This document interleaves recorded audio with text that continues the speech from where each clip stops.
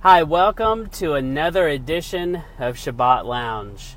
I appreciate you listening today, and as always, I ask you to like, comment, give me some stars in iTunes, whatever platform you find this in. Please give it a like, some kind of a comment, some kind of feedback, one way or the other. I appreciate it, and if you find it to be useful, please share it with someone you know. Well, today as I'm out and about driving around, I was driving down a very popular road in our area with a very big church. I'd say this church I drove by, probably, I've been in the auditorium, and I know for a fact that you can probably seat, 2,500 people in there pretty easily. And so it's a pretty large, non-denominational church. And as I drove by, I saw they had a new sign out in the front, and this new sign definitely made me ponder today. Apparently they changed their name to, quote, Lifestyle Christianity Church, end quote. Lifestyle Church, in other words. I'm like, what in the world does that mean? Lifestyle Church. I will definitely have to go online and look them up and see if I can find some information about their beliefs and what they do. It looks like it's pretty much just the same old church. Once upon a time, I think it was definitely Baptist connected, and then it became non-denominational, but very Baptist leaning at its core. And now it is called Lifestyle Church. I just find it fascinating as I look at the world of Christendom today and see what it's trying to do, trying to appeal to get more people to come in, changing names, losing denominational tags. And to a certain extent, I think some of those things are good, because we aren't supposed to have denominations. We shouldn't divide up on party lines, so to speak, divide up into those camps. And, that was never the intention. That's definitely something the enemy has done, is he's come along and divided us up into little camps and separates us. But there is more, what I tell people all the time, there's more, we have more in common with each other than what keeps us apart.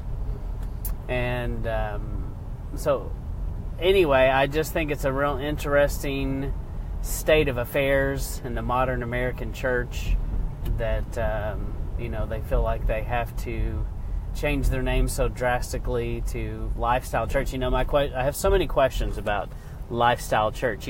Which lifestyle are you talking about? Because on the surface, when I look at that, it makes me think, whatever lifestyle you are, come to our church. We welcome all lifestyles. Is that what they're saying? Or are they saying that, come to church and be a part of the good lifestyle? I don't really know what they're saying. And maybe that's their intention. Maybe they want you to not know and ask questions. But I do feel like so many churches are going down the path of least resistance. But bottom line is, most churches are set up as businesses. And they are there to not necessarily make money, but they are there to keep the pastor gainfully employed. For sure, keep the pastor employed and keep the checks coming in, so that they can pay the light bill and keep the electricity on and keep the air conditioning going.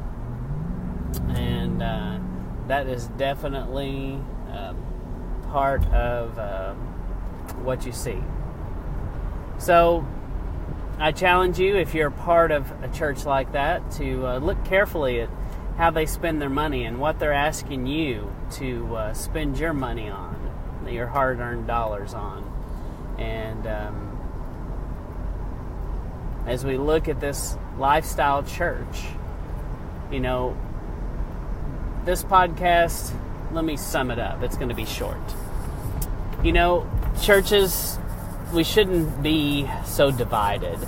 You know, it's real simple. The path I'm on cleared it up for me. For years and years and years, I struggled with the concept of denominationalism. I knew it was wrong. Everybody I know in the church world knows it's wrong, but we all do it. And I came to realize that what the Father really wanted was all along is He wanted us to be the Hebrews, the one who crossed over from Babylon, crossed over from the teachings of man into the teachings of the Father, which run counter to the world. He wanted us to follow His ways, be His people, call Him by His name. Those are the things that we're supposed to do. And those are the things that make us one. And He also says, I and the Father am one. And He wants His people to be one. And so that is one part of this. The other part is churches have got to stop bending to the waves of political pressure, the waves of political correctness, the waves of the culture that say you have to accept certain lifestyles regardless of how you believe. And part of the thing that drives that is so many churches, probably all the churches that you see on Main Street are 501(c)(3)s. And so that means that basically this business is tax-free, set up under the government under a 501(c)(3), and in order for them to continue to be tax-free, they have to play by these political rules. And that's what this is. So they feel caught. They want to keep their tax-exempt status, and they feel like if they break away possibly and tell the truth, they're going to, A, lose members, which means they lose money, and it also means that they can't pay the bills for the big building if they lose members. And or it means maybe that happens and they lose their 501(c)(3) status, which is going to cost them significantly if they had to pay regular taxes on everything. And there are members that would stop going there because part of the reason they go there is so they can donate and write off that portion for their taxes. So I challenge churches in America to stand on the truth, to not be afraid of the truth, to stand for what's right, even if it costs you money, even if it costs you membership. But we must stand on the biblical truth. And if we can't stand on biblical truth that we find in the Bible, then, you might as well just be a country club, and people pay membership dues, and it becomes a social fellowship. And it seems that that's the direction that we're headed in modern church today. And if you find yourself in a church like that, I just challenge you to look around and see, is it a country club? Is it like a family reunion? And if that's what you want, and just know that that's what it is. But real church involves real repentance, involves leaving Babylon, involves leaving the ways of the world, and it means that you become a holy, set-apart people. And when I look at the church today, I have many brothers and sisters that I love dearly that are a part of the church. And I long to gather them up and help them be in a place where they can be a part of real church. Church that is calling people to be holy, set-apart people. Just do a Google search in the Blue Letter Bible. I guess it's not a Google search, but just a search in the Blue Letter Bible of how many times you find that this idea of being holy and set apart, you see it all throughout the scriptures of living a holy, set apart lifestyle.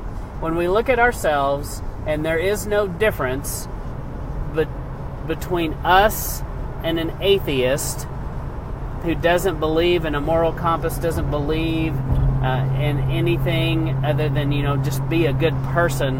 When they watch the same movies, listen to the same music, do the same things, spend their free time the same way, it is something to ponder for sure. We should be different. We should be holy and set apart. His ways are not our ways, and we have to work really hard to learn His ways. And so I just want to leave you with this final thought of, obviously, just as Zach Bauer says, go home and read your Bible. Search the scriptures. Search and see what he says about being holy and set apart. And then ask yourself, what does it mean to be holy and set apart? And you probably are going to find that it is a difficult thing to do, and it requires you to make choices. Yes, lifestyle choices. And so if the church is about living a lifestyle choice of being holy and set apart, being holy, set apart people who are not trying to change to be more accepting to the culture, then I'd say awesome. But I guess I'll just have to investigate further and see what Lifestyle Church is all about. So until then, thank you again for listening to Shabbat Lounge. I ask you to continue to give me comments, likes, subscriptions. Please share with someone if you find this content to be useful and meaningful in any way. And check out my blog. You can find me at sabbathlounge.com. You can find my WordPress account there. I'm also in YouTube. I'm in Spotify. I'm in iTunes. I'm in multiple platforms. And just ask you to check it out. Thank you again for listening.